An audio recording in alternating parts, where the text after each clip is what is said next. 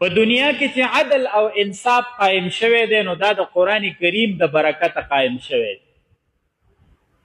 په دنیا کې چې انسان ته د انسان حقونه ورکړی شوي دي او انسان د زناور د سپ نه رایستی دی نو دا د قرآن کریم په برکت سره راویستلی شوی دی.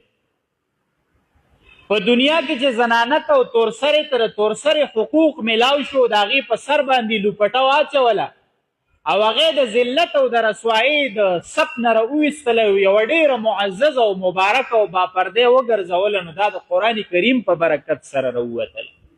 ورنه کله چې قرآن کریم نه و راغلی نو د عربو هغه خلکو به هغه لور پیدا کېدل ډېر غټ عیب او پیغور ګڼه او هغه به یې رانیوله او هغه به یې ژوندۍ په ځمکه باندې ښخوله. قرآن کریم چې راغی نو د دغه بیبي په سر باندې دست شفقت کېښودو. قرآن کریم چې راغی نو د دغې ماشومې په سر باندې لاس د شفقت کېښودو او بیا انسانانو د سړو ته تعلیم ورکړه چې تاسو څه خبر یې د لور د مقام نه، تاسو څه خبر یې د لور د مرتبې نه، او چې په دې باندې الله څه ورکوي او دا معاشره او دا تاسو په کم ظلم او ناانصافۍ کې اخته یې. نو زمارونو قرآن کریم سره په دنیا کې یو انقلاب راغی. هغه خلک چې د کفر او د شرک په تیارو کې پټ پراته وو د قرآن کریم په برکت سره د اسلام ښکلې رڼا ته الله راوسته. نو زمارونو دا ډېر لوی د انقلاب والا کتاب دی. په دنیا کې انقلاب او په هره زمانه کې مقابل نه چیلنج ورکړی دی خو د قرآن کریم مقابله چا نه ده کړې.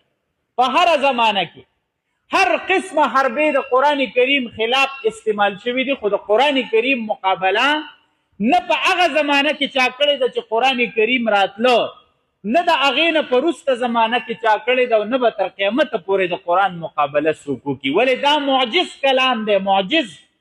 معجز کلام دی ته وایي چې دا مقابل عاجزه کوي. د ده مقابلې ته څوک راوتلی نشي، د ده مقابلې ته څوک پتون وهلی نشي، د قرآن د مجروح کولو دپاره څوک میدان جوړولی نشي. دا مقابل او مخالف عاجزه کوي او بیا دا زموږ د ښکلي پیغمبر جناب نبی کریم صلی الله علیه وسلم مبارکه معجزه ده نو څوک هم د دې مقابله نشي کولی. زما معززو حدیث مبارک مې ستاسو وړاندې ولوسته. دې قاریانو صاحبانو او دې مولوي صاحب دې محترم چې دا کومه خواري او محنت کړی دی او دې بچو ته دا نن کم ثمرات ورکړي دي او دا کومه ډیګري ورته ورکړې دي یقینا چې دا د دې قاري صاحب دې دپاره هم ډېره غټه د سعادت خبره ده، د دوی د والدینو د دې بچو دپاره هم ډېره غټه د سعادت خبره ده او ستاسو د محلې دپاره هم ډېره لویه د سعادت